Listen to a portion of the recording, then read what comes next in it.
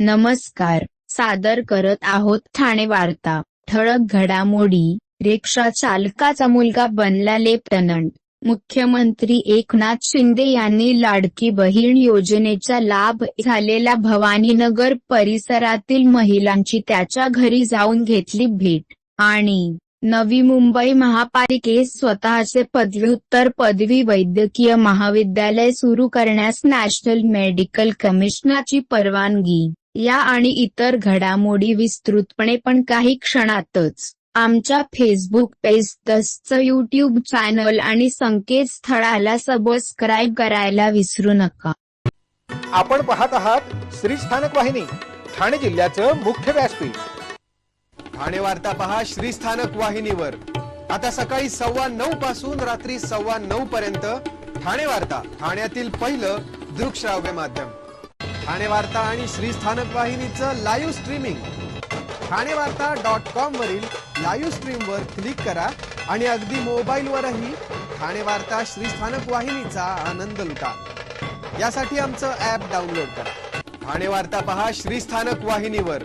आता सकाळी 9:15 पासून रात्री 9:15 पर्यंत ठाणे वार्ता, ठाण्यातील पहिलं दृकश्राव्य माध्यम. आपण पाहत आहात श्री स्थानक वाहिनी, ठाणे जिल्ह्याचं मुख्य व्यासपीठ. मेहनतीला योग्य मार्गदर्शनाची जोड मिळाली की अशक्य काहीच नाही. याचे उत्तम उदाहरण म्हणजे प्रतीक पवार. वागळे इस्टेट, ठाणे येथे राहणारा हा अत्यंत सामान्य घरातील मुलगा. लहानपणी शिवाजी होण्याचे स्वप्न बघणारा, पण 10वी-12वीत चांगले गुण मिळाले की डॉक्टर, अभियंता होण्यासाठी धडपडणारा. वडील रिक्षा चालक, आई गृहिणी. अभियंता बनण्याचे स्वप्न घेऊन त्याने विद्याप्रसारक मंडळाच्या ना. बांदोडकर विज्ञान महाविद्यालयात प्रवेश घेतला. पण याच दरम्यान तो महाविद्यालयाच्या ASC Thane army boys NCC युनिटमध्ये दाखल झाला आणि आयुष्याची दिशाच बदलली. एनसीसीच्या ट्रेनिंगने या सामान्य वाटणाऱ्या मुलात देशप्रेमाचे वारे भरले. या बदलाचे श्रेय तो एएससी ठाणेचे associate NCC officer captain Bipin Dhumale यांना देतो. प्रतीकमधील जिद्द, मोठी स्वप्न बघण्याची आणि त्यासाठी लागणारे कष्टही करण्याची तयारी ओळखून त्यांनी त्याला प्रोत्साहन दिले. तो इंजिनिअरिंगचा विद्यार्थी असल्यामुळे त्याच्या असाइनमेंट, प्रॅक्टिकल, सेमिस्टर यातच बराचसा वेळ जायचा. त्यामुळे एकत्रित संरक्षण सेवा परीक्षांचा अभ्यास, ड्रिल प्रॅक्टिस यांसाठी वेळ काढणे कठीण जायचे. त्यामुळे ट्रेनिंग कॅम्पमधील रिक्त जागा, व्याख्यानांचं वेळापत्रक सगळेच सांभाळून घ्यावे लागत होते. यासाठी एएससी ठाणे ना.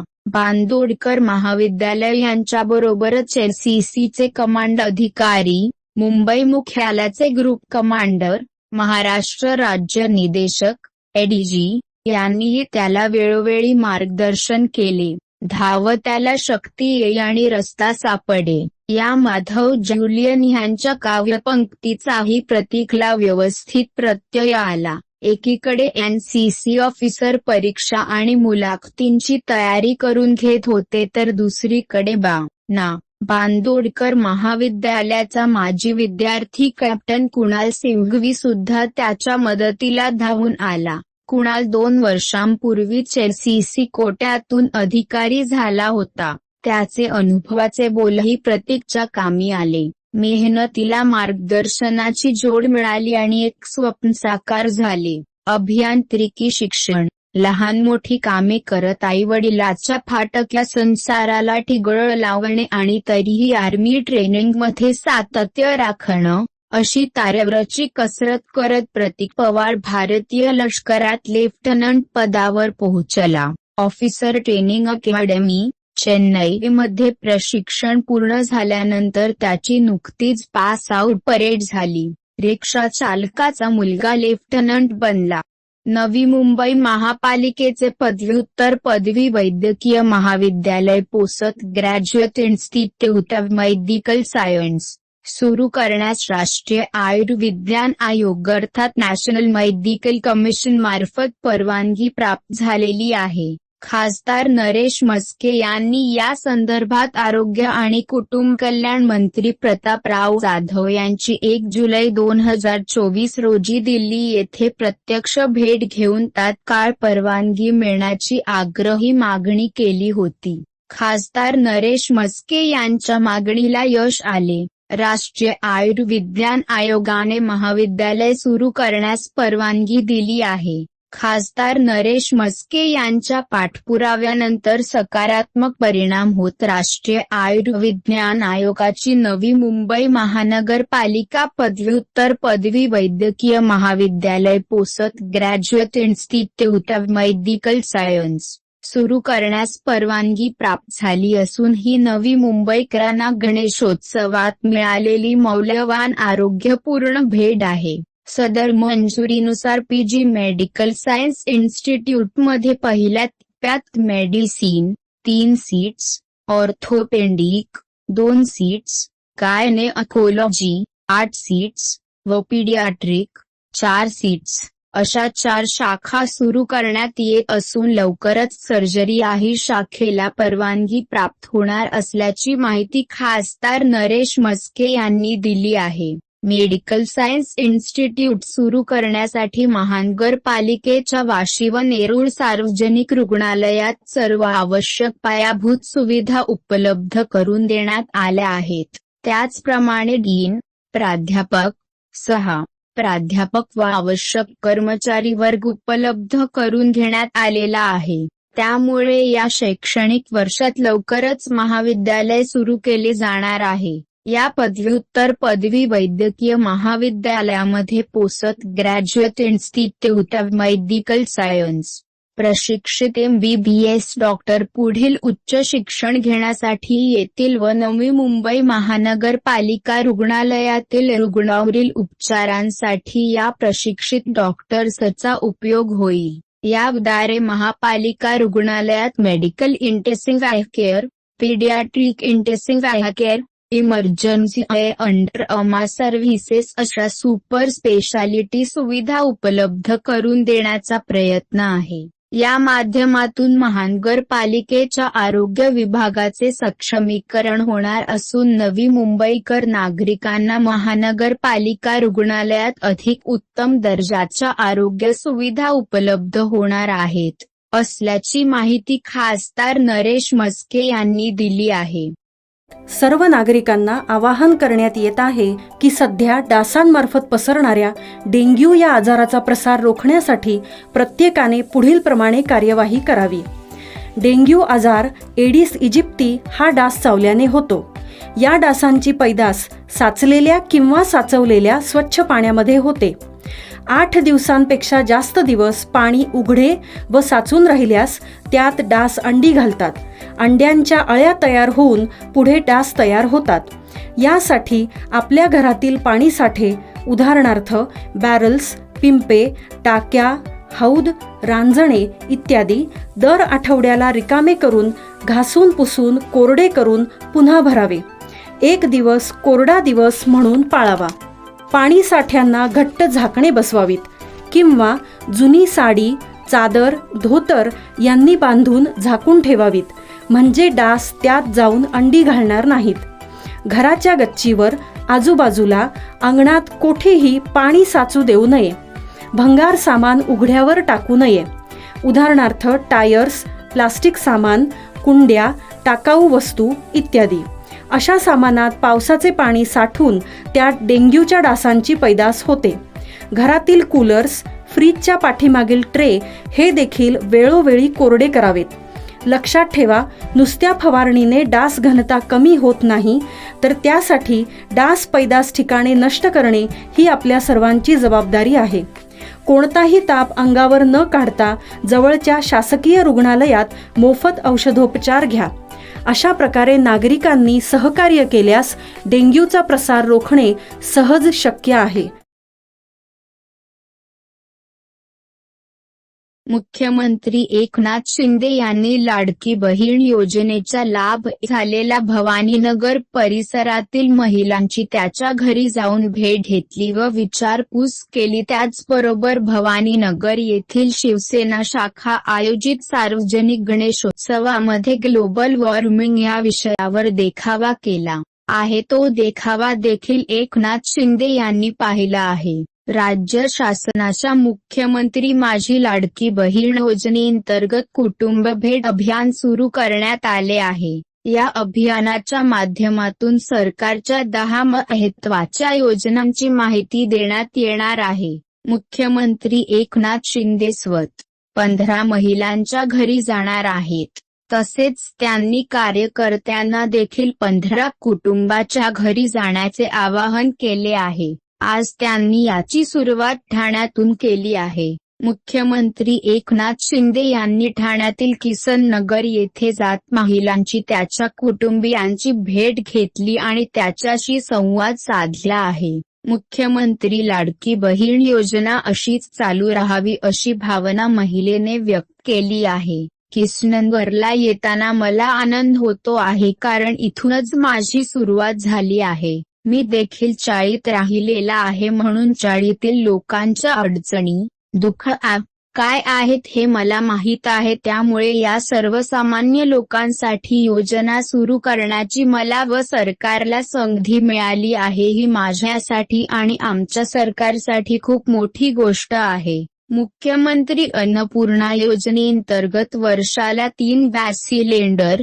पंपाने शेती करणाऱ्या शेतकऱ्यांना वीज बिल माफ केले आहे.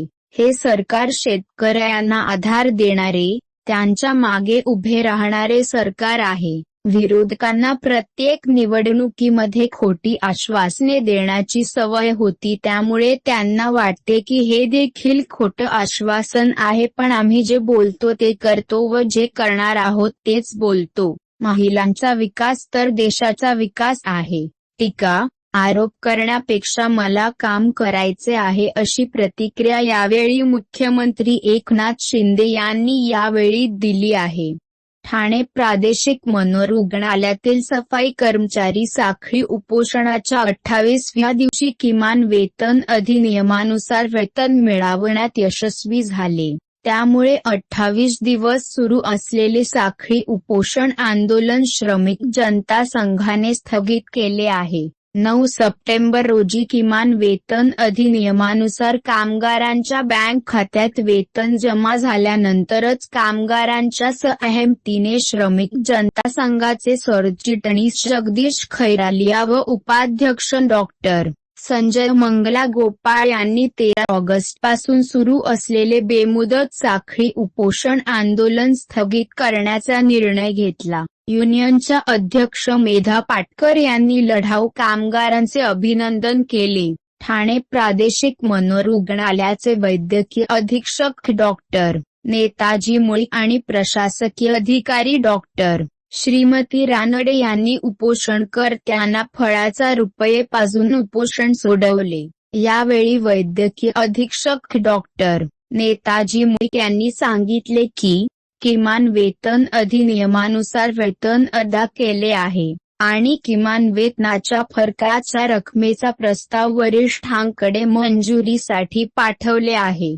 तेही लवकरच मिळेल. त्यामुळे आता आंदोलन मागे घ्यावे अशी विनंती करत आहे. रुग्णालय प्रशासनाने लेखी आश्वासन दिल्याने 5 वर्षाच्या किमान वेतनाच्या फरकाची थकीत रक्कम मिळवण्यासाठी मार्ग मोकळा झाला असल्याचे युनियनचे सरचिटणीस जगदीश खैरालिया यांनी सांगितले आहे.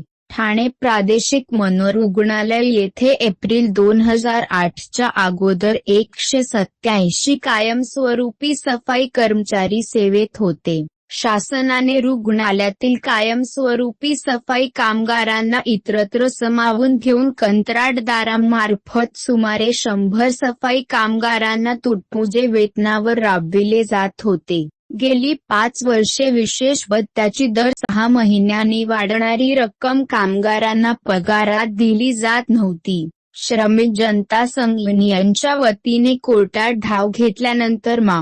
ठाणे औद्योगिक न्यायालयाने 11 जून 2024 रोजी केस न ULP 126/2021 मध्ये किमान वेतन अधिनियमानुसार वेतन अदा करण्याचे आदेश दिले होते, परंतु मेंटल हॉस्पिटल प्रशासनाने आणि ठेकेदाराने कोर्टाचे आदेश पाळले नाही म्हणून श्रमिक जनता संघटनेने 28 दिवस बेमुदत साखळी उपोषणाचा लढा देत शेवटी आता किमान वेतन कायद्यानुसार वेतन लागू करून घेण्यात यश मिळाले आहे. 28 दिवसात रोज 4 सफाई कामगार 24 तास उपोषण करत होते. आंदोलनात जवळजवळ सर्व सफाई कामगार सहभागी झाले होते. महिला कर्मचाऱ्यांनी आंदोलनात उत्साहाने सहभाग घेतला. श्रमिक जनता संघाचे ठाणे महानगरपालिका व कल्याण डोंबिवली महापालिकेच्या विविध खात्यांचे कामगार प्रतिनिधी यांनी आंदोलनस्थळी भेट देऊन मनोरुग्णालयातील सफाई कर्मचाऱ्यांना पाठिंबा दिला.